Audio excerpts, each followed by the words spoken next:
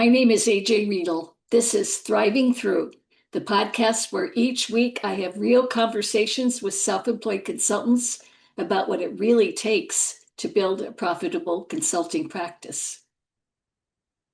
If you've ever thought, I wish I had a way to generate leads that didn't depend on me having a massive audience or spending all day on social media, you're going to love today's episode. Here's the thing most consultants don't realize. You don't need thousands of followers to build a profitable lead generation machine. You don't need to be famous. You just need the right strategy. Today, I'm talking with Bill Boone, who discovered something that changed his entire business.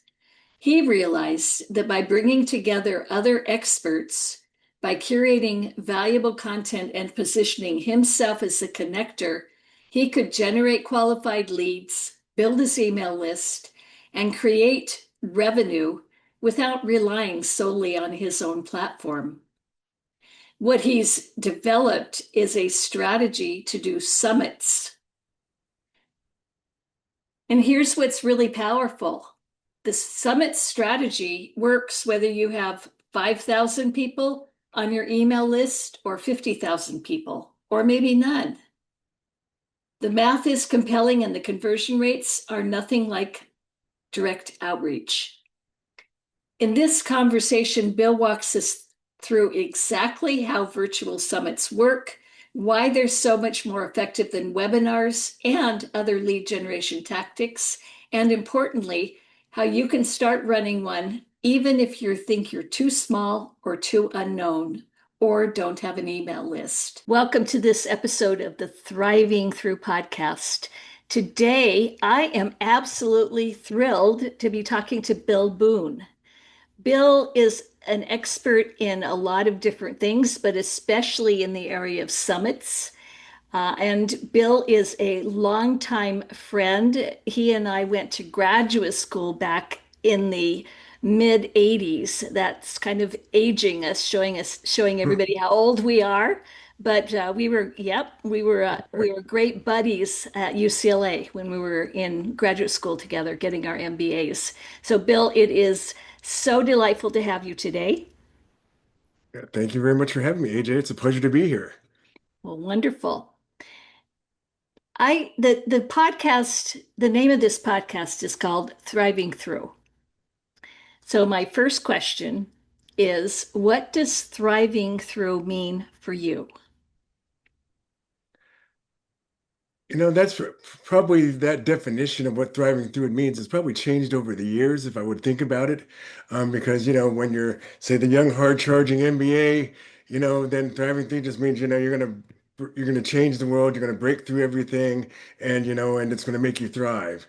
Then as you get a little more seasoned and a little more experience, thriving, you find, I believe, has a more personalized message. It means more to me in terms of like, how do I thrive personally versus what might be visually, appealing or visually seen by other people. And so to me, thriving means, first of all, living in your own self and being comfortable with yourself, that your soul answers to you and, your maker, however that's defined.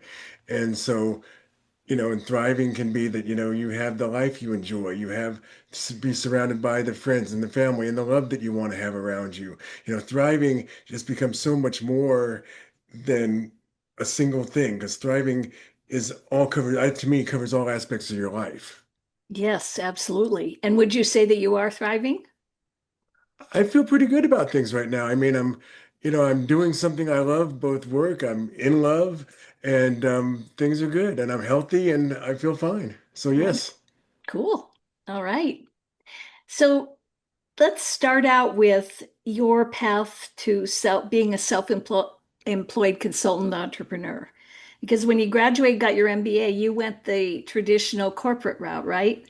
Yes, I did. And then at some point, you decided that working for the man wasn't the direction you wanted to go. So decided to go self-employed. So tell us a little bit about that journey. Oh, it's a journey with a lot of different curves in it. But I mean, when I got out of UCLA, I started a sales career. and started as a marketing representative as IBM. And so I did that for 4 years. Then after that, I went to Oracle and I was a sales there, and then sales manager. And then that was actually when I first transitioned into a traditional marketing role. Um, After 7 or 8 years of then I was sort of faced with, okay, what do I want to do? And so I had the choice to be part of a new marketing group and a new project, which was Alliances Marketing. And so the alliance that I got to choose was the Independent Oracle Consultants Alliance. So I was responsible for, and it was brand new. It's like it was there in name, but I got to design everything. So it was awesome. I got Cool. to help set up the accreditation for consultants. I was the liaison between Oracle Consulting, the corporate side, and then all the third-party consultants. So I got to work with all these different entrepreneur consultants, and to me, that was the fun part because like I've always even at IBM and even at Oracle and other places I've traveled to, I always worked with the small business person. That was my choice. I didn't want to work with the big, Fortune 500 divisions. I mean, some of them were small, sort of skunk works types divisions of those larger companies, but they were all, but I was always in the entrepreneurial environment. And so when I was heading the IOCA, it was always interesting because like there was different consultants and they're different personalities, just like you work with. I mean, some people were facilitators and trainers. Others were people that went in and did coding. Other people went in and were fractional, CMOs or CFOs. Before that term became popularized, more recently. And so it was working with the whole range of consultants who were all using some sort of technology as the hub that kept them together. And so that was probably when I got into, sort of traditional marketing there. Then I worked for a couple other companies in direct marketing. A lot of it was lead generation and, leading a call center a couple different times. Also being responsible for some of the promo mails because we did direct mail then more than email Mhm. back in the day for that.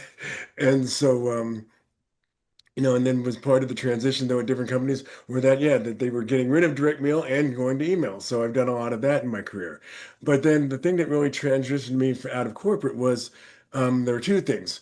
One was that this was when the tech downturn hit around 2000, and I had two young kids at home, and I had sort of already been living that Silicon Valley dream life where well, let's see, it's 10 o'clock at night. Do I go home or do I stay here?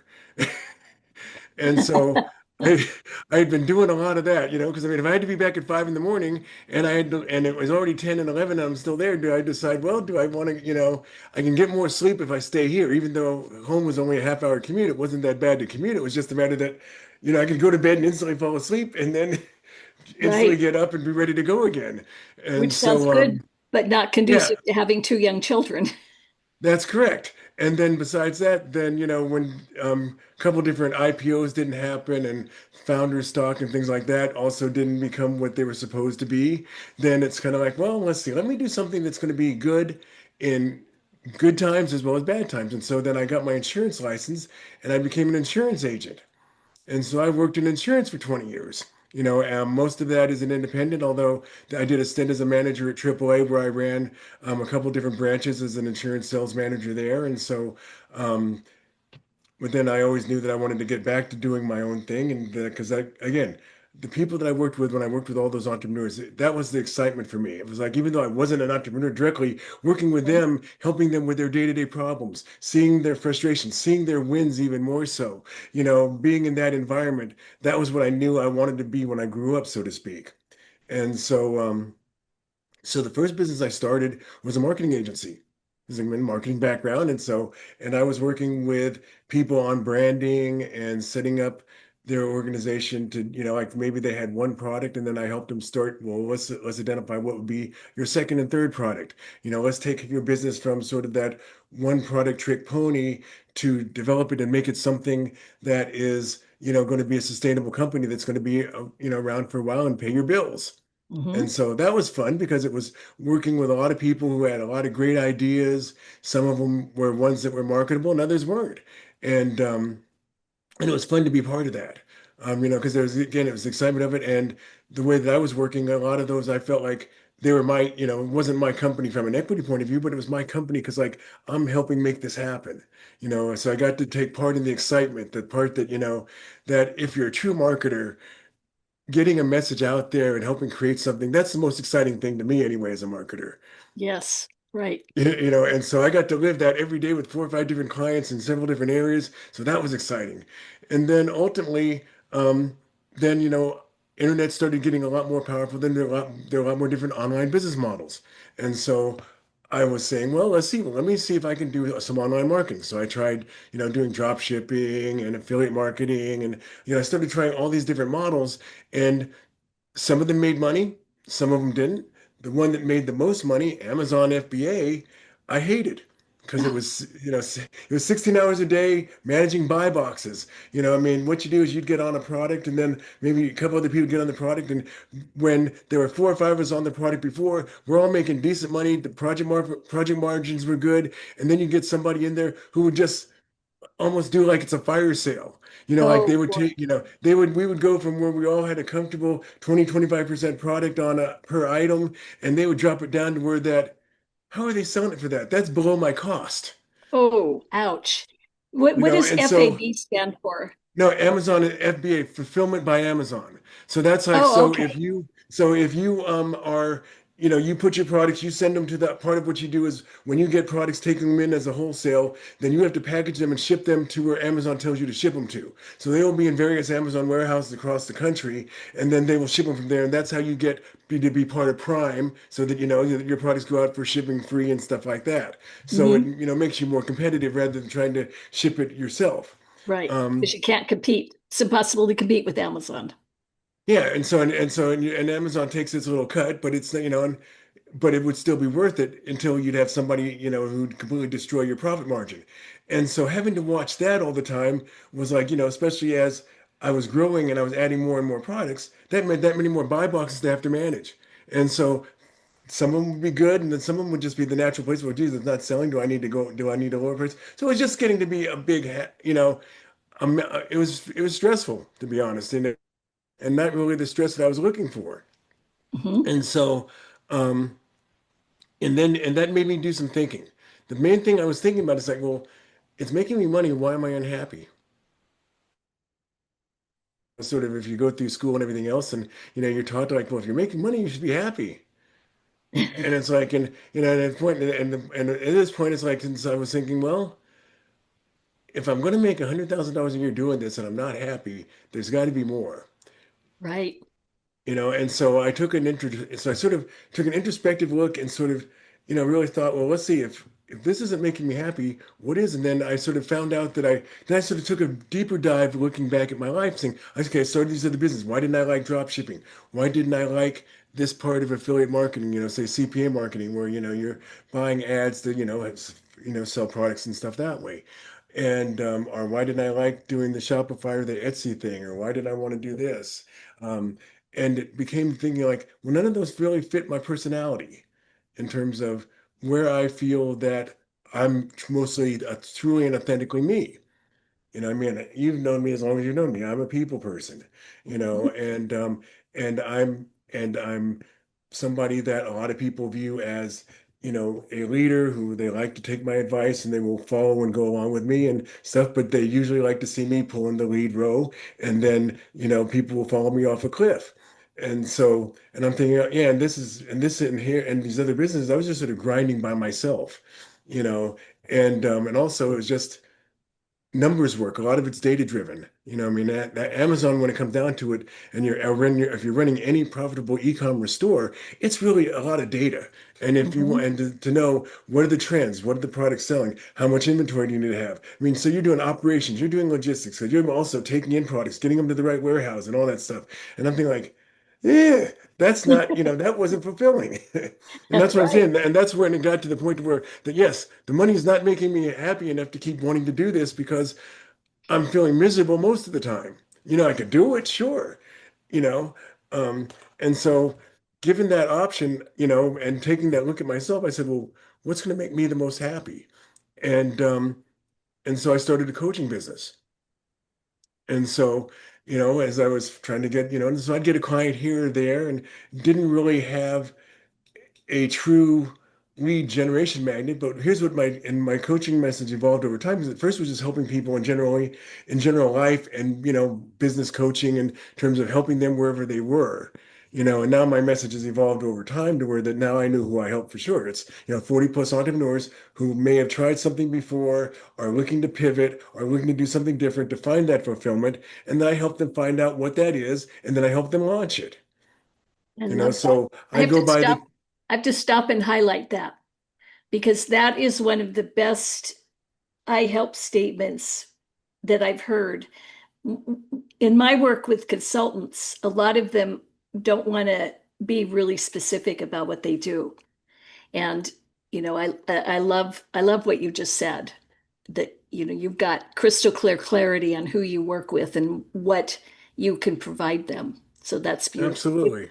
I didn't mean to interrupt your train of thought, but I No, just no, no, that's did fine. that. Because, and the thing is, and the reason why that's important for those of you consultants who aren't marketing trained or have a real, background is like, knowing who you're, well, first of all, you have to know what are you in business to do. So you have to know what is your product and what are you delivering. Even if you say, well, I help everybody, that's the wrong Mm, answer. yeah. Because the thing is, Eh. that's the answer that's going to keep you broke. Yes, You know, very true.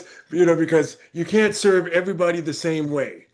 And so what you'll find, but the thing is, when you're new and you're not necessarily making enough money to where that, you're comfortably and you feel secure, you figure, I just have to expand, expand, expand, expand. No, you need to tighten your message. You need to tighten your messaging and you need to Yeah. find the customer who you serve the best. There will be times when you'll have the opportunity to expand, but start in one lane, serving one customer wonderfully, building up all kinds of great referrals, building up all kinds of great references, getting the stocks of testimonials. And you'll find that if you do that first, you'll get other interesting projects because those people that you're working with that are already happy with what you're doing, they're going to say, well, you know what? You helped me with this.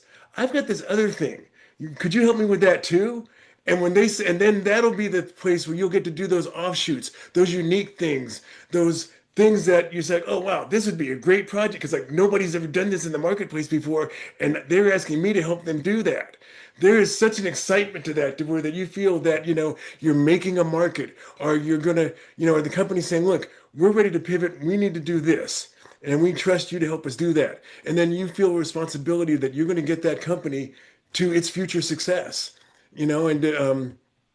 and so that's when you get those kind of assignments and those projects that just get you all juiced up and so excited to work that were that, I mean, there's client projects I work on that it's funny. I could be with my family at dinner, or I could be waking up at 3 in the morning. I'll come with the idea. Oh, for them, that's great because it's just an excitement that fuels your life.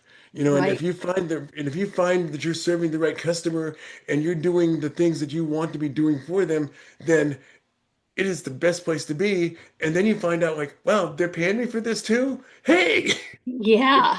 And that's what you do that's for your coaching clients is you help correct. them. Yeah.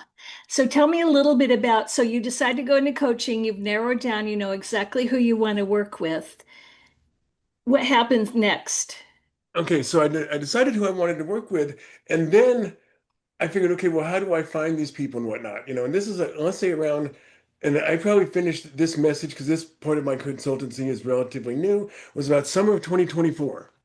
And so during that, so I started in the spring of doing this, and then it was the summer, and so you know what? I need to get, I have need to better have a much more reliable lead generation engine. And Hmm. so from that, it's like, okay, I guess that means I need to have an email list, right? And so then I started feeling, okay, what are the different things I can do to build an email list? Um, and then it came to where that I realized, okay, like I was, participating in different summits and online workshops and master classes and things like that. Because again, this is after COVID, so we had made the transition to where we were doing most things online rather than in person. Hmm. And it came, and then I realized, like I said, when I found out a little bit more about summits, in particular, it's like, oh, that's a great way to build your email list because the way, in the traditional summit model, what you're going to do is that the host is going to assemble a group of experts, and then the experts are going to help promote the summit to their members, and then when people register for the summit, then those people now are going to become part of your email list. And so that's how you use that as a way to generate your email list. And, and you don't need to use paid ads to do that. You don't need to, spend anything other than, you put together some promotional materials that the experts are going to send out to their users. And then that's how that, how that works. You just get really good experts who they themselves have a big group of followers. You know what? Well, I'll give you there's the answer to that is yes, but there's a caveat to that. Okay. Because like my first summit, like being what I do is that I help people start the right online business for them, and I've worked with people that are starting brick and mortar business, but I focus on the online world and whatnot. Um, I chose for my first summit because my summit is named the Online Success Summit, appropriate there because I mean I'm trying to give them the promise of, online success. And the tagline is top experts reveal the proven secrets to online, profits. And Love. Yeah. so with that as the summit, envelope, I went out and I got some relatively famous people in the online world. And if I looked at, and I looked at, okay, well, this guy's got a list of a million. This guy's got a list of 800,000. This guy's got a list of 600,000. So my reach, if I took up all the total emails that of the list size of all my experts, I had like a 3.3 million email list reach that should have gone out so that they emailed Right. out. Now, the thing is, though, what you find is that the top experts don't always email. Or if Oh, they do, it's only to a much smaller portion of their list because, it's their they, reputation. some of them say they're either above it or whatnot. And so I ended up probably only having about 300,000 emails go out. And the majority of those came from what you might call my second tier experts. These are people that are, maybe they've got a seven-figure business, or maybe it's just barely seven figures, or maybe it's just, it's a high five-figure business, but they're still growing, they're still building. So the people that are still building their business, that are still using their expertise on a daily basis, to grow their business, not the ones that are famous now because they're speaking. Their business is built and it's running by the team, and they're the ones that are more in the CEO figurehead type role. For your summit, those are not the people you want because they're not the ones that are going to promote. Interesting. And Yeah, so but that was a that's good lesson I to know. learned. Because like, you thought that, okay, I'm gonna have all these big, huge name experts, and then people are gonna now here's the thing. I probably, if I look back historically, if I would have probably spent a few $1,000s worth of advertising so that more people would have seen that I had those big names, then maybe my people registering, non-organically would have happened. Right. But, But you made a big assumption that they would be as invested in promoting the summit as you are, or you were. well, even if they were only half, I figured out of 3 million, if I could get, 1,500,000 reach, Yeah, 3 million is that's going to be more than enough to get. Because I generally what you find is that you'll get between 20 and 10 and 25% will register. And then of the ones that register, then you'll have um, about, you'll get a 25 to a 40% show rate. So I figured, so if this okay. case, okay, so if I'm emailing to 1.5 million, then figure then, okay, then that means I'm going to get 1,500 registered. That means I'm going to have 600 to 700 show up. That's $100,000 summit. Uh-huh. When doing economically speaking. And so I didn't have that. I had probably about 100 show up. Oh, So I made yeah, money. I didn't lose money, but at the same time, from where the expectations were, it fell way short. right.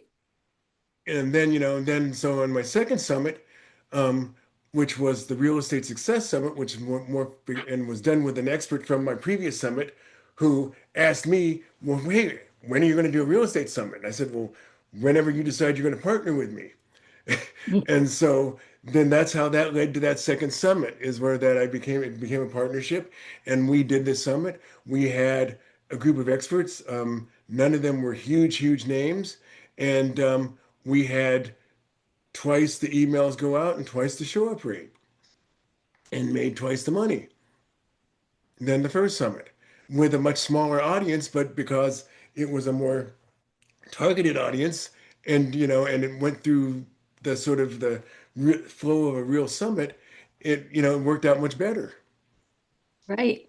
Let me ask you a question. You said it was, you talked about, I mean, how do you make summits make money? Because summits, aren't they typically free to people They who are. attend? So how do you make money off a summit? How do you monetize? Summits, okay, there's several different ways you can monetize a summit.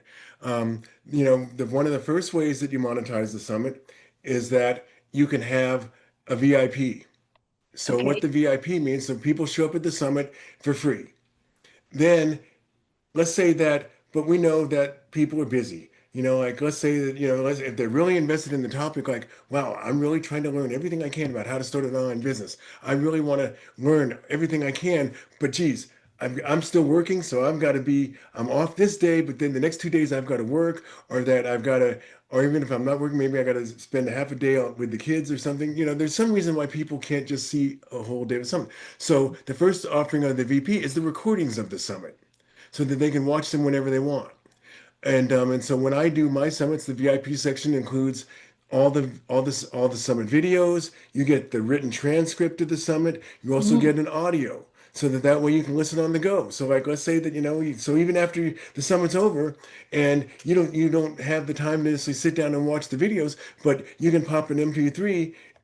And listen to that. So you can hear the summits, you can hear the content, and then know which ones maybe you want to go back and watch. You mhm, know, Generally, you can also include a workbook in the VIP section. So in my case, I created a business model book that lists all the business models, who the type personality type that's it's going to fit for, and then what this business entails on a day-to-day basis. Because again, part of what I'm trying to help people do is like, look, I start out with who you are. What makes you you? What are the things you like? What are the resources you have? What's your educational background? What's your skill set? What are your resources? How soon do you need to make money? Because some of the business models, you can make money next week. Some you're going to need to invest 6 months before you actually have something that's really going to, turn on the money machine. And so I look at all those things on your side, and then I say, well, based on where you are, here's the two models that are going to fit you the best. mhm, Both from a personality point of view and your lifestyle point of view, and and where you are today point of view. And so with all of that, taking into effect, then I had a workbook that sort of, was a summary of that, and so that's part of the VIP. Then we also did for the real estate summit, we included a Q&A workshop with the experts. So we had 5 or 6 of the experts who came back. This was a week after the summit was over, and they were able to come in to this room. It was live, and they could ask the experts questions directly. mm, And we also had a form on the website for the VIPs where that they could if they couldn't be there, they could also enter their questions in advance so that the experts could answer. We read several of the cards of questions to the experts, and then they answered them, and then they were going to have access to that recording so that they could hear their question answered. Even if they couldn't be there, they could see it on hear it on recording mhm. Okay. and other and so other VIP offer. And so you sell the VIP, say before the event, you can sell it anywhere between, let's say for my summit, I sold the VIP for 37 during the event, 27 before the event, and now after the event, it's selling for 97. Okay. you know and so most people take a similar tack. That might be 97 up front, it might be 149 after. It's whatever you sell it for, but generally there's a sale. Like when somebody first registers, they're taken to the thank you page in a VIP. Here's a chance to buy VIP at half price off, and then Mhm. that'll be cheaper than if you buy it during the summit, and it'll definitely be cheaper than if you buy it afterwards.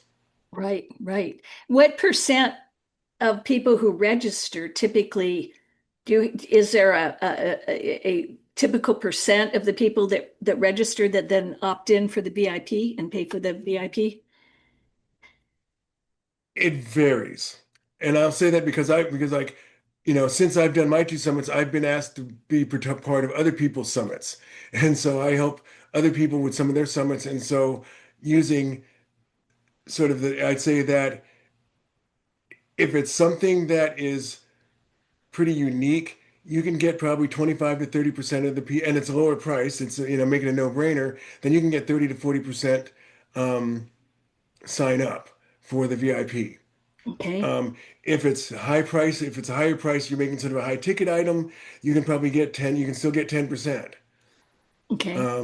Then there's another one summit I did that was part of that we had a VIP and then we had a super premium VIP. So we had a two-stage VIP. One was the standard VIP with the recordings, the audios, and a workbook and whatnot. Then this premium, which was $100 more than the other one, what included, a Q&A webinar, included, some access to some other tools and some other custom things that, some people were willing to pay for. And so even though we didn't have as many people sign up for the premium as we did the regular, because of the different $100 difference, we actually made more money on the super premium. Right. Yeah, that makes sense. But say if that was only like say that was 2 or 3% of the people signed up for that, versus 15% of the other, but at $100 a pop, when you added we got 16 of these versus 40 of these, well, we made more with the 16, or Right. whatever. Right. Plus, And so plus, are those likely to be more potentially ideal clients or prospects, qualified prospects that then may want to work with you on, with a absolutely, coaching program because absolutely. yeah, they've already It's a great hand raiser. They're saying like, "Hey, I like what you've got. I like what you're proposing. I like what you have, and I'm willing to pay you for it." And so yeah, they definitely become the most engaged people on your email list. They're the people that, if you have that fear of like, "Oh God, can I really send them another email?" Yes, I can send these people another email. They okay. never seem to mind me hearing. I've never had any of them unsubscribe. Where your main list, the main registration list, you know, probably after your third or fourth email after the summit, you'll lose you'll lose 2%, Hmm. and then 6 months out, you'll find that about 10% will bounce, Right. so either the fake email they were using is no longer good or that it's, been cut off. And so, um, you'll find that the list can, degrade over time, but the VIP list usually is always going to be your money list and the most engaged part of your list. And they're Okay. most open to new offers too, and you can serve, and they're the ones that are surveyable too, because like one of the key things, we talked about summits, and I was, you asked me monetization, so we've only talked about the VIP, and there's other ways, but one of the key things you can do, just as an aside, is that, you know, once you have a summit audience and they've come to, expect to hear from you, you can survey them pretty well. Oh, You and can they'll ask them, respond. yeah, Yeah. and they'll respond. So like you'll find, let's say if you have, like if I had 800 people on my first summit list, I could generally get a good 20% response, to an email quiz, Hmm. where they'd answer. And so that would say, okay, like if I'd ask them, what do they want to see next? Or what do they want the topic of the next summit to be? Or what are the topics you want me to cover the most? The kind of things that, you can feel that will hopefully engage your people. Then, I'd find that, yeah, okay, that they're answering. And the VIPs, 80% of them would reply within 3 days. And the other list, I would generally keep the survey open a week, and you'd get about maybe 5% of the other, but you'd get a much higher percentage of the VIPs, Right. you know. Right. So you initially started it as a way to build your email list. Then you figured out a way to monetize it through the VIP And at and then what's the then? then there's more. Then there's, okay, so Okay. for example, so then you start talking to the speakers, right? Uh-huh. And so now that you have speakers, and so one of the models that's most common, and what I use is that, you invite a speaker, and for them to, so what the speaker has to bring, what they're supposed to do is the speaker's A, supposed to promote, B is they have to provide a free gift. And so what that free gift, and so you make sure that that free gift isn't just slop, but like it could be a checklist. It could be 30-day access to their course. It could be a free mini course. It could be a series of audio recordings. It could be an invitation to a free webinar or seminar that they're hosting. It could be any kind of thing like that. And so in some cases, when that expert is providing a product, like let's say that they have um, let's say it's a marketing toolkit where that they're going to help people set up an AI agent.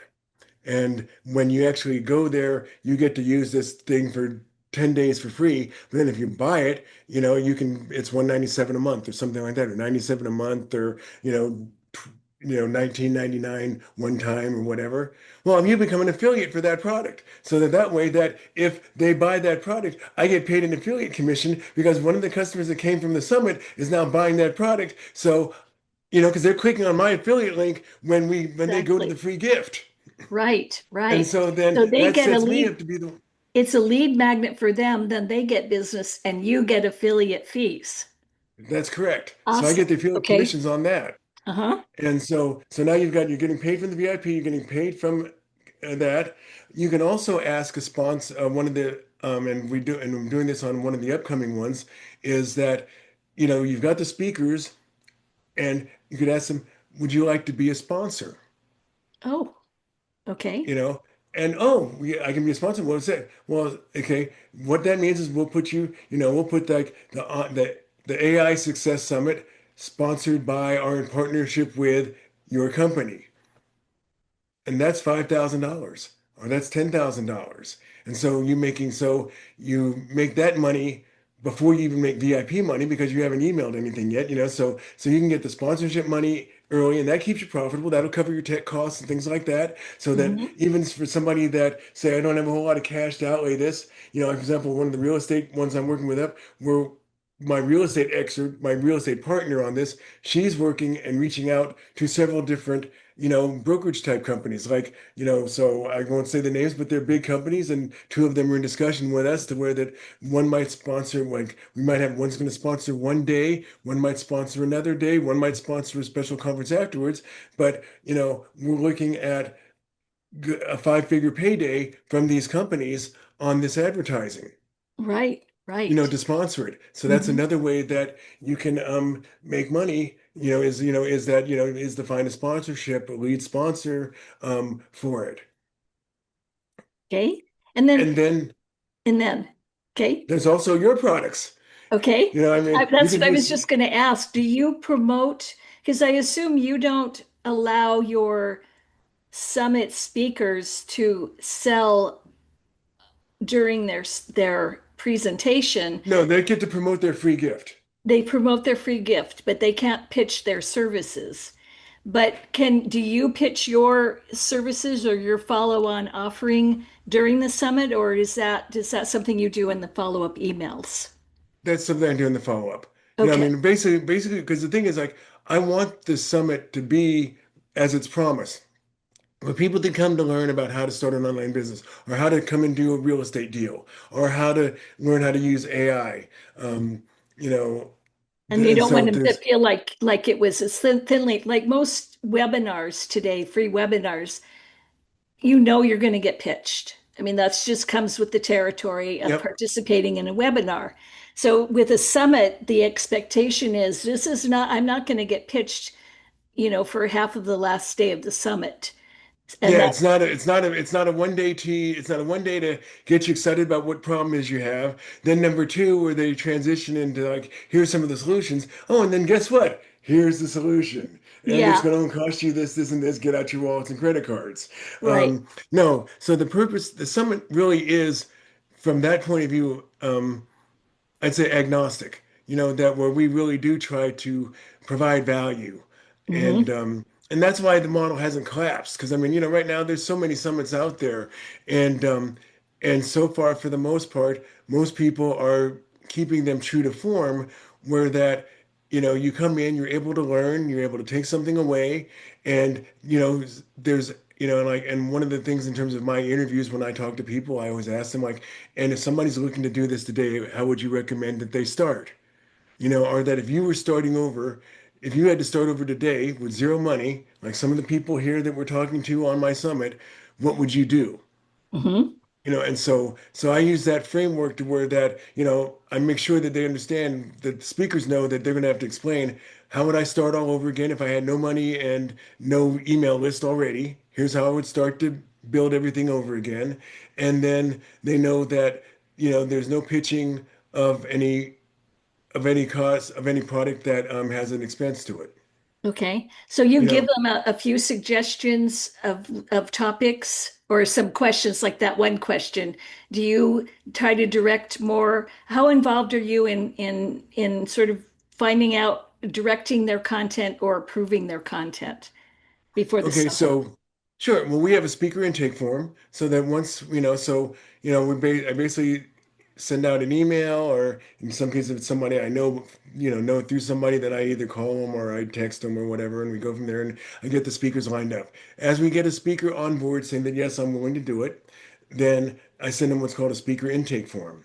And so that speaker intake form will collect, the name, their expertise, and I generally know the expertise, but we put it there, and so we know. And then if they want to provide a short bio, because like when we have the speaker page, that's going to have their picture. So we also ask for a headshot, their title that they want us to use for this summit, and then their talk topic for this talk, and then I may say, if you have a couple questions you want to suggest for me, if there's a couple things you want to talk about, then let me know what those things are. And then they generally know. But when we have our discovery call, I'll generally say, look, I'm going to, this is who my audience is. This is who the target is, that we're, person that this summit is for. And so that's the framework that I'm going to be coming from, is to help guide you through reaching these people and helping provide them with the solutions and the knowledge that they need to hear to help them either start doing that or to further that, because it's somebody who might already have their feet wet in affiliate marketing. And they really needed to hear from this email guy who's got the secret to helping them expand their business. So, in the summit, I bring both product type experts as well as functional type experts. So there was an email specialist, there was affiliate marketing specialist, there was e-com specialist from a couple different types of e-com. I had two different funding specialists because obviously, you're going to run a business, you're going to need to make money, you're going to need to have funding. And Hmm. so in a sense, if you took everybody there collectively, it's a business in a box. You just have to figure out which of the box that you're going to use to build your business. Got You know, it. that's Okay. it. And so that's really the way that that's set up, is to have it, come across that way. And so with that framework, then, they know that I'm going to be asking them questions around like, hey, well, you know, these people are going to need to know how do you get started? So one of the questions is going to be is, how would you start today? And I'll make it a little juicier, like as if you were starting all over today, knowing what you know now, but having none of the other resources that you have, what would you do? Hmm. Yep. And I've got some great discussions around that because people say, well, let's see. I'm not exactly sure, but okay, since I know that I didn't lose my mind of what I already did, then I know that I would need to have this, this, and this in place. And then I would just start building these things. And so, they explain that the assets you're going to need to have in place for that business to be successful. You know, um, and a lot of it, I always try to help somebody find the tripod because, like, you're going to need, we know that every business, there's at least three legs to every successful business. You've got the finance, you've got the product, you've got the customer, and you've got infrastructure, or you've got, the assets, you've got the resources. It's like, there's always going to be that tripod that's going to be the base of every business, you Hmm. know. And so I would help identify what that is. What are the three most important things for somebody looking at starting this business? And then we would build it from there in the interview. Okay. And you interview them, pre-record the interviews, right? So Well, they're not actually live on the during the summit, or do no, there's three different ways you can do. There's probably more than three, but there's three ways that I've done summits. Okay, okay. one is where it's a live summit, where every interview is live. Okay. Now, I don't recommend that for a solopreneur because unless you're going to have a tech team, you're going to need to manage the green room where people are coming in. You're going to need to make sure that everybody's running on time and stuff like that. And, if Hmm. somebody needs to reschedule. So it's hard for you to host the summit and interview and do everything else and manage people coming in and out. Now, if you're just doing a 1 day summit that's 3 hours long and you've got three speakers, well, you can probably do that. But if you're running a, multi-day summit, and multi-hour summit, and say you've got 20 to 30 experts coming in on the summit, that's really hard to do live. So then generally it's recommended you do that recorded. So Hmm.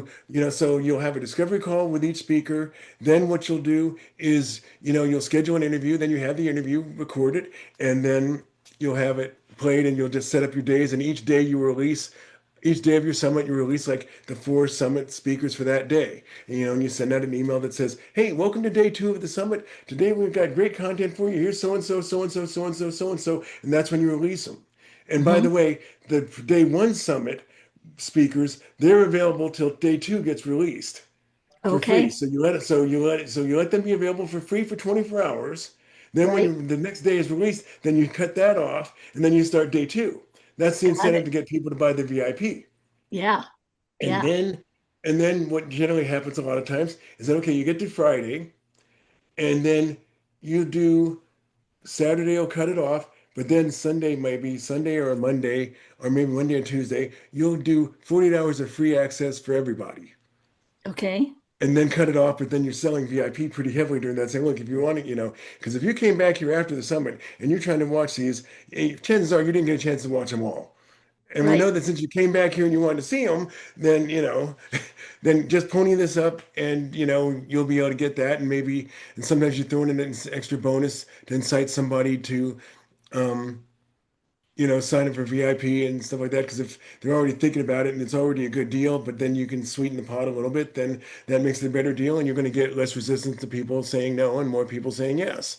Um, and then another way on making money. So you've got VIP, we've got sponsorships, we've got affiliate products, and we do have your products. Well, I'm not pitching them live. That's how I've ultimately, that's how the reason why I want an email list is because I want to email these people potential offers, have them get to know and love me, and then Mhm. find out that may or may not be a good coach for them. And so I have them book a discovery call. And so then they get, where that if you think you want to know more about what I do and how I might be able to help you start your business, then here's a free call. And then we'll talk about what you want to do. Um, and now the way that I've got my website set up, because I didn't have this before, but now I have all this stuff built in, it's like I have a model match quiz. And so what that is, that's where I help people figure out what their personality is, and then it matches them up to a business model. So I have 8 entrepreneurial types that are described. My undergraduate major was psychology. I go to marketing and go consumer behavior. I spend all my career marketing. And why do we Mhm. do what we do? People are the most interesting thing there. So that's why I start with a personality quiz. And I love so it. what I do is Yeah. I invite people to take the quiz. They get their personality type. And by the way, most consultants, they're going to fit into two of my types. They're either going to be an expert or they're going to be the curator. And an expert is somebody that has a high, I mean, and the is going to be the person that has a high level. I mean, they're actually type is the guide, but the guide is the expert. And so they're the person that knows the terrain, that knows the way, that has the certain expertise that they can make sure that they can provide whatever's dark for someone. That they can get it done because they're an expert in it. And then the curator is more the facilitator type. So that would be the person that does workshops, that comes in and does work, internal workshops and or does training and things like that. They're the ones who help or that somebody needs a new multifunctional team that's facing change in an organization. A lot of times they're the people that'll hold the change management workshops and things like that. So you have the people that bring people together and transfer expertise, and then there's the ones that just deliver the expertise. Those are where most of you guys as consultants fit in. Okay. And in terms of my plan. So you do the market model match, then we match you up to the model, and then my coaching program takes people through that process of, who they are versus here's the models that we predictively know would be the best fit for you. And then I introduce them to those models, show them here's what they entail, here's the day-to-day things, here's why I think one or the other might be a better fit for you as I've gotten to know them better through our coaching and talking. And Hmm. then once we decide on a model, then I help them with the groundwork for the business structure. Because since again, I've run all these models myself. Right. Right. So and so and the reason why I'm the dream to launch coach is because look, I'm willing to help you with your dream to figure out what it is you want to do and get it to the launch point. I do not want to run these businesses. I'm willing to get you to the launch point so that if everything for ecom, I've got your checklist. Here's all the things you want to do. You want to do Amazon? Here's the checklist. Here's all the things we need to do, and I'll help you set them up. You want to do a marketing agency? Here's the things you need to do, and I'll help you set them up. And then And I'll then get you them to the push the point. bird, you push the baby bird out of the nest and they That's have to correct. fly. You Now you the thing don't is, they don't stay in the nest with you feeding them. not on that, but if they want to then continue a renewal with me and they want me to go with online business consulting, then I will help them with general things. And I'm sure provide expertise that I know, but I don't want to be involved in the day-to-day management of that particular business. I will help them as managing the CEO in terms of their accountability, in terms of, their vision, and Hmm. then help managing them through those times when, everybody knows. I mean, I'm sure everybody on this call has been through this, where you go through that abyss, where that, no matter how big an expert you are, there's gonna be times when you think like, geez, am I either outdated? Am I talking to the wrong people? Did I just become stupid today? Why is my pipeline empty? Yeah. And so we all know that businesses ebb and flow, especially if you've been in business more than a day. Yep. And so given that, it's a matter of like, I'm there for that part of the business after they launch. Okay. Let me ask you a couple questions. I mean, I love the idea of a summit. So if I decided that I wanted to do a summit, I'm all fired up because I've just talked to you. How long is the lead time from the day you decide you want to do a summit to the summit? How long does it realistically take to put a summit together? Okay, I will make the assumption that you don't have a whole bunch of experts in your pocket already and that you got to go out and find the experts and you basically 90 days. 90 to 90. 120 days. I'd say that if you are tech challenged and you're going to try to do it all yourself, then you're going to need 120 days or more. You're going to need 4 to 5 months. If Okay. you are non-tech challenged or are you willing to pay a couple $1,000s for a team, then you can do it in 90 days. If Okay. you have access to, say, 10 experts and you're only looking to add 10 to 15 more experts, and then you could probably do it in 60 days. But any less than that, you're really pushing the envelope if you want to have a quality event. Okay. And is there a time of year that is better for summits? Not really. You find that summits can be any time of year. I mean, obviously the holidays. I mean, the thing is, I even remember there's summits that I've seen on December 26th and 27th.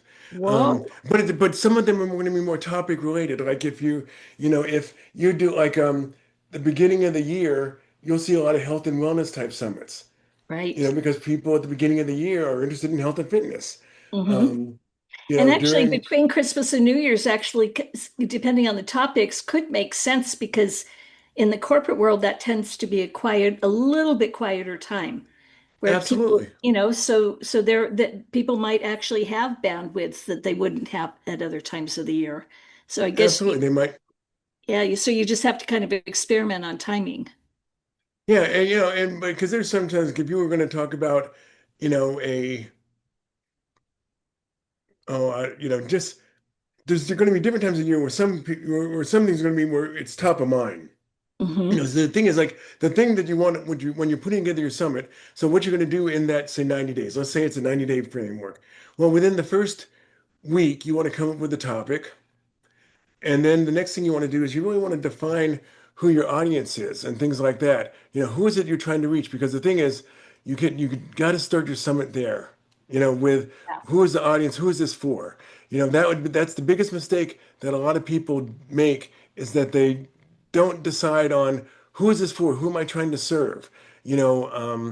And they just like if somebody might be interested in, oh, well, I like pumpkins and I want to do a summit on pumpkin carving and pumpkin decorating and all this stuff. And I've got all these different artists who have done these things here.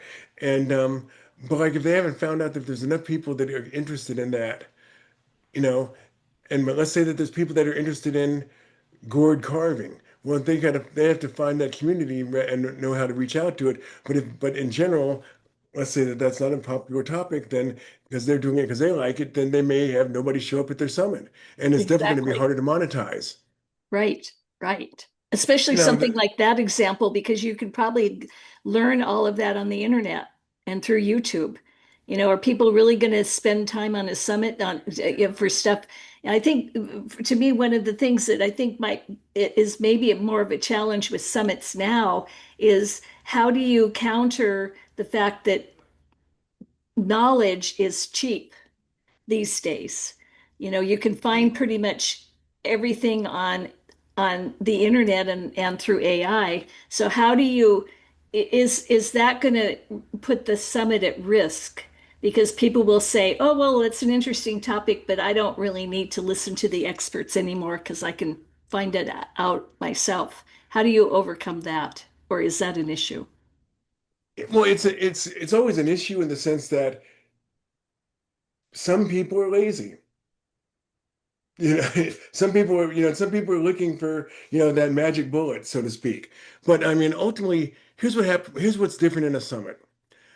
If we as marketers are talking about what makes a good marketing experience, because I mean, the thing is, what you're selling, what you're packaging is the experience. So you as a consultant, you guys are putting together your expertise, your framework, the tools that you have, whatever team you may have, you're bringing that together and you are bringing something of value add to help somebody be more successful than they already are, and or either to save money, to make money, to expand their product lines, any of the different reasons why you're in business is to help people do what. And so with that though, the reason why you're not replaceable is because knowledge can exist in a machine, but the thing is, people, we're just much more nuanced. We can come with get a better understanding of where you actually are and meet you in that place and know that and so that our answers as experts comes across, much more real and much more authentic. And I think that here's the thing that is the biggest change, say, because of AI, yes, all the knowledge that is out there. YouTube, I mean, YouTube, what their average, what is loading, what, a billion videos a day. I mean, it's like some crazy number. And Mhm. so, YouTube's the number two search engine in the world behind Google. But Google and YouTube are now, putting AI summaries into a lot of what they do. But so what is it that we're missing in today's society? I mean, instead of where we used to meet all the time in first person to person, to shake hands, to sit across the coffee table from somebody and have a leisurely cup of coffee and just be able to talk to somebody. Now everything is so fast paced. You're meeting online 4 or 5 times a day. You're not meeting somebody in person. When you are meeting them in person, it's rushed. It's not that, where you could step out of a conference room and sit in that table outside the conference room and have a good conversation, get to know somebody, get to understand them, understand their pain or understand their expertise and all those different things. So what we've lost, and in the way that society is now, is a lot of authenticity. Mhm. It's that real human experience. It's that being able to look somebody in the eye and and watch somebody talking to you and realizing if they're getting you, into you, excited by you, and to have those kind of juiced conversations with another human being, you know. And so as much as I like my I mean, and mine knows me very well, because I've fed it and trained it, and I've got my own Bill bot and everything like that. And some clients have access to my Bill bot so that, when they can't get me and they, or they want to they say they don't want to bother me at midnight or whatever, and then they can go to Bill bot and they could get a lot of the answers that I would give them, or access to that information. But it's really, to get a long answer to your short question, is its authenticity. It's being Okay. able to, you know, um, make that one-to-one difference. Because otherwise, consultants aren't going to all of a sudden be replaced. But the consultants, though, that don't provide an authentic experience, that don't make a connection to their customer, to their clients, those are the ones that are going to get replaced by AI. You're right. So for a summit speaker, then it's kind of making sure that the speakers that you pick are the people that come across very authentically in that interview with you, whether it's live or recorded. It also would seem to me that having the chat and maybe having questions that you get people to answer in the chat is another piece that you can't find through, a Google search. Is that so? Is that another aspect of it that helps make it more? And I've seen some people have the private Facebook pages too in between the Hmm. summit. Are those other ways to sort of almost build that community and connection for with through the summit? There's so many different ways you can build a summit, in terms of you can have a separate community, whether it be a school group, a Facebook group, a circle group, any of those different, community tools you can use where you can have a group. You can also, though, have especially on the live events, you definitely can have people asking questions and stuff right at the time through the course of the event. And so that's where you as the host, or you're sort of moderating the inbox while the expert's talking, or that, you're basing your questions, or, generally from a format point of view, generally let the expert, you do the interview for the first 20 minutes to 30 minutes, and then you have 10 minutes for questions or something like that. My summits are typically, the interviews are 35 to 50 minutes long. And, Okay. generally it's with 40 minutes being the sweet spot, and then the rest depends on the Q&A and stuff that comes up afterwards. But Um, who, if you're not doing the interview live, how do you do Q&A if the expert's not when there? when the email goes out for the day, Uh-huh. there's a link to send an email. I mean, to Oh, send an okay. email Send a question. okay. And then those would be ones that not necessarily answered by the expert, but they'd be answered by me or my staff. Okay. So you don't necessarily answer them on the summit. No, we don't. If it's a pre-recorded summit or it's a live summit like that, live they can answer during the event. They can't ask after the event. They can, but then it'll be an answer that I'll send them something, or Right. I'll send them the link to the person's website or their email, depending on what the experts provided. Right. Okay. Wow. Oh. Um, I want to, I mean, that you mentioned when we talked earlier, you talked about a partnership angle where recruiting speakers creates relationships that become valuable collaborations. Can you give me an example of that? Sure. Well, Amy Jones, who is she's on the U.S. Taekwondo team and national champion, and they actually won the Worlds in Korea last July. So, very competitive person, and she's also somebody that has flipped over 1,000 houses, and she flipped 100 houses in 1 year in L.A. I mean, so she's had a big team running, a multi eight-figure real estate business. And so I heard her speak on a stage in January last year. And, and I was impressed by her. And I told her, I said, hey, I'm going to be hosting this summit. And so part of my summits always include mindset, functional expertise, and product expertise, because I want people to have that, because especially my son is a lot of first-time entrepreneurs. So I wanted people that could understand the entrepreneurial mindset. So who better than somebody trained in an Olympic sport, as well as then somebody who's had that much business success. So she had to have her as a mindset person. So she Mhm. agreed to become one of my speakers. So when I did my summit, she was an expert there. Then afterwards, and we were talking, she said, like, well, when are you going to do a real estate summit? And I said, I hadn't thought about a real estate summit because I'm doing business summit. He said, well, you should probably do a real estate summit. I said, well, I'll do a real estate summit when you're willing to help do a real estate summit.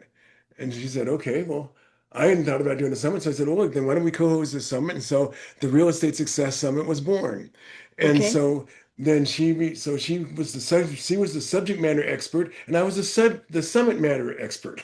And Oh, so okay. I worked on building all the summit up and did all of that stuff. I brought a couple of the experts, because like I brought one of the financing guys from my other summit, and I had a couple of people that I knew were involved in real estate that were at the expert level. And then she brought all the rest of the real estate people. We co-interviewed people together. She was the lead interviewer because she knew the most about the different, parts of real estate that we were talking about. And Mhm. so, and then, like, so I would start out, I would introduce the expert and say, and now I'm going to have Amy interview so and so, and here they are. And so that was how the interview started. And then at the end, I would talk about, hey, if you love this at the end, then, here's your chance to get the VIP. And so I sort of provided the bookends and she provided the middle. And that's how that our partnership in terms of the interviewing there works, since you're working with one who's more the technical lead and one who is more the subject lead. There's another summit I'm doing where we're both the subject leads, but I mean, so I'm the technical lead because I've done more summits and I know the technology than this Mhm. other person. And but it's the same space as mine almost, except for hers is more side gigs versed on online business. Um, this is the Hustle to Income Summit, which I'm co-hosting. That's not my main production, but I'm producing it for her. Mhm. And so that's how we're making that work. And so yeah, so that's how you come up with co-hosting somebody, is that sometimes they're your expert. It's like there's another one that an expert who was on another summit. He is an AI expert and he owns an AI consulting firm. So we're doing the AI Success Summit, and that one's going to be in the fall. And so your experts are people that, you'll get to know. I mean, like now I have some technical questions with things. I have people I can reach directly. I don't, they're your friends, they're your colleagues. And one of the best things in terms of what you also get, in a summit, besides when we talked about monetization real quick, is that, you get the credibility, to have somebody like, Evan Carmichael say, like, well, Bill, when we do this and your audience hears them say, then when we do this, then that means you're elevated to the same level. Marshall Silver saying, well, Bill, we know as entrepreneurs that we do this, this, and this. Then your audience hears him say that, Bill, when we do this. And so your experts elevate you because they put you at their level as a peer. And so that's what, Right. and your audience sees that. So first of all, the credibility you get from a summit is amazing. Um, and the partnerships you get and the revenue streams. And then here's the thing too, is that another place where you can, you know, it's not monetization directly, but it leads to it is that every interview, you can cut up into snippets that you can use for social media. So they can become your future lead generators. So, you had a juicy moment from an interview, boom, you can make an Instagram reel. You can do it, you can take it and make it a basis for a LinkedIn post. You can take it and it's a Facebook post. You can, you know, you can cut them up and use them so many ways. You can take the quotes out and put them in an email. You can do them as posts. You can do all of that different things. And so what you create is also assets that you can use over and over and over again and that maintain your credibility, that lead to monetization and lead to, you creating an infrastructure that you can base everything else around so that you can have a consistent way to generate leads and move forward. One last question, and then I'll throw it to you for a moment.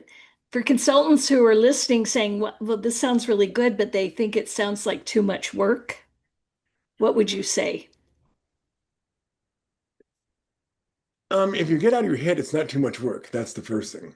Okay. Because the thing is like there are a lot of moving parts, but it's a process.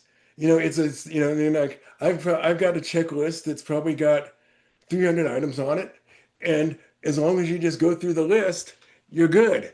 Hmm. So I mean, so it's not like so the part that makes it not overwhelming is that it's very structured. That you need to have this in place. Then after you have this, you have this in place. Then after you do this, you do this. So it's very step by step. So that's one of the things that I think takes the intimidation factor away from, well, it's both intimidating and it's non-intimidating because like the thing is, most people say, if you give me a map, I can get anywhere, right? If I Hmm. have a GPS and it's going to tell me step by step where I need to go, I'm going to end up there. Now, if the bridge is down, then I'm going to hopefully it's going to say rerouting, Reroute. and it's going Yeah. to tell me the new way to go. But I mean, other than that, if you've got a GPS, it's going to get you there. So the same thing with having a checklist and knowing the steps, you're going to get there. Now, if you're one of those people that says like, oh my God, that list of things to do is so long, how will I ever finish it? Then it's probably not going to be the thing for you Uh-huh. because there's a lot to do. But it's a very step-by-step process. So for the people that don't mind process, you're good. And most consultants, I'd say you're process people because that's what you Right. do for your clients. That's what you've done. That's how you got there is that, is by being better at process than most people. Right. Good. So I want to go back to if for someone who decides they want to do a summit, the first step is to pick your topic. Hmm. Second step is to define who the summit is for. And I would think that it's pretty specific as to who your It summit is helps. for, not just business owners or And you could business. and you could reverse those. You could reverse those too as well. You could say Okay. like here, like because like for example, like if you're a consultant and you already have an established practice, and you know that like you help people implement SAP in education marketplaces. Say you've got a relatively tight market segment. Okay, then here's how you might be able to do it. You might decide to do like implementing software solutions for the educational market. Now, here's what you can do is like one of the things you can do is you can take people that are your prospects, and if you know they're experts in doing that, you can say, look, I want to put together a summit where we're going to show people how to do this. would you be interested would you be interested in joining on it? And if they say yes, then guess what? What you've gone from is instead of taking somebody as reaching out as trying to prospect them, you've now taken them to be made part of a partnership. Don't you Right. think it's going to be easier to sell them afterwards? Yes. And Yes. so that's the way that consulting can make this work is that, you can find whatever your niche is, and then you look for the other people in that niche, bring them together. Because like the thing is, and even if you bring in quote unquote some of your competitors, I'll assume that the one reason why you're in a marketplace is because while there's competition, it's a big enough market for everybody if everybody's good. Or that if you bring something unique, you're going to get a certain amount of clients. They bring something unique, they're going to get other clients, and you're not ever going to be able to get. So why not partner together? And the Right. thing is, you might ultimately find out is they might say, because I've had a couple of people that I know this has happened with, is that like, and actually that's how I got one client just now, is that I'm too busy to do this, but can you do it? Oh, I've gotten okay. a couple great referrals from, like from the person who taught me how to do summits. He's passed a couple people on to me as clients because these are people that needed more day-to-day help and help producing the summit. He doesn't do that. He teaches sort of how to do a summit, all the different steps, and he hosts these big events for other people. And so for the average person, he doesn't do that. But so he's now passing some of those people on to me. And so that's just, and because he now trusts that I know how to do it and I've done it. And so he said, Bill, I trust you. Take this, and I'm giving you this person. Awesome. Yeah. Another good reason So, for doing a summit. but partnership. So it's how you can create partnerships with your competition and find out that you really, really aren't competition because you each have a lane. And so, and they could be two lanes going down the same highway. One's the fast lane, one's the slow lane, or whatever. One's A, one's B. But at the same point, at some point in time, he might say, "Whoa, there's too much traffic in this lane. I don't care. Take a couple people off because I want my customers to be happy. So I don't want them to get delayed by me trying to be greedy. So you do this. Can you do this?" I love it. Are there any other questions that I should have asked you that I haven't? Um, I would say that, I think we've covered most of it. I think I've tried to bring in, the things that I think, but I mean, I think the summits are a valuable tool. But the thing really is, that I'll pass this on to any consultant is like, if you're not making 100K and you're not having a consistent source of leads and pipeline, it's really because you don't know who you're trying to reach. Mm. It's that you're too haphazard in your marketing. You're not marketing, and the thing is, some of you, because marketing is not your natural inclination and your first thought, you're more on the techie side, you're not more on the people side necessarily, is that because you don't know who to market to, you don't market. You're not making that Facebook post or that LinkedIn post you should be making. You're not creating an email to send out to people to prospect. You're not going to a conference that you might should be going to. You're not creating lead generation tools that you could be creating. And so that's probably part of it. It's like, so make sure that you're good at identifying who your customer is and who you're going after. Don't be too broad, like we talked about at the very beginning. Narrow it down. And then once you know who that person is, who your customer avatar is, then pursue them through every place they're going to be found. And And then that'll create give you, and create some, like creating an avenue through summits. yeah. And Yeah. then, but that's who you market to them, where you market to that group, but you can't market to everybody, you know. Yes. Yes. Thank you. Thank you for that. We're singing off the same song sheet. It's something that, I will, it's definitely my soapbox and it sounds like it is yours too. Absolutely. I mean, because I think that's one of the things that my business, is able to grow, double and triple is because I finally figured out. I mean, I knew how I wanted to help people, but then I even fine-tuned that. But then it was really deciding to go all in on deciding who I'm going to help. Like you said it was a very narrow definition I gave you, and like it didn't start out that narrow. It's sort of I want to help people, Right. Yeah. not 40 plus entrepreneurs, and and so and the thing is that I can even look at my avatar. I mean, it's Michelle, and because like I found that through the course of all my different online businesses, my audience in terms of the people that I'm able to help is probably 65% women over men. And maybe that's because I might be more patient. I listen a little better because I've learned, and I don't talk as much at, you know. and so my message tends to be better received by women. And so like so my main avatars, I know who I'm talking to. It's like Michelle, and she does this, this, and this. She's made this much money. She's had this much education. She and I can go through the whole thing and tell you all about her. And so when I use AI and I use things like that, I said, here's who I'm trying to reach. Yep. Yeah. That specificity makes all the sense in the world. One last really important question. If people listening to this podcast want to find out more about you and what you do, where should they go? Where's the best place to find you? Best place to find me is a website called bestonlinebusinesses.com. That's businesses, ES at the end. Okay. So it's Best Online Businesses. And then that's where you also have the opportunity to take the model match quiz so you can find out what your entrepreneur type is. So even if you're a consultant, let's see if you show up as either a curator or as a guide. You might show up as something else. And then if you're a happy consultant, then great. And it should validate that you're doing the right thing. But then you also might find out that maybe the reason why you're not having success as a consultant is, geez, maybe I shouldn't be a consultant. Maybe I Right. should be more doing software development. Maybe I should be doing more, software as a service. Maybe I should be doing, I'm doing these kinds of projects, but maybe I would be better as a facilitator, you Oh, I know. love that. So, Yeah. because there's lots of different things within consulting, and and instead of trying to again do them all, find out the one that's going to make you the happiest, and so it'll give you the chance to reflect on your practice. What if like look back at the three or four time your last three or four engagements where you were really happy and you enjoyed the work. How come they aren't all like that? What is it about those that made it special? And because the thing is, I can promise you, if you do more of those, you will make more money, you will be happier, and you will love what you do. Right. Yep. Absolutely. Cool. So best businesses, best Best online online business, businesses.com. And for those of correct. you listening or watching this, the link will be in the show notes. I assume you can also be found on LinkedIn. That is correct. Bill So if they Boone Bill Boone. slash Bill Boone, my name. Okay. On Wonderful. Well, Facebook slash Bill Boone, I was able to get my name most everywhere. nice. Okay. Well, Bill, this has been wonderful.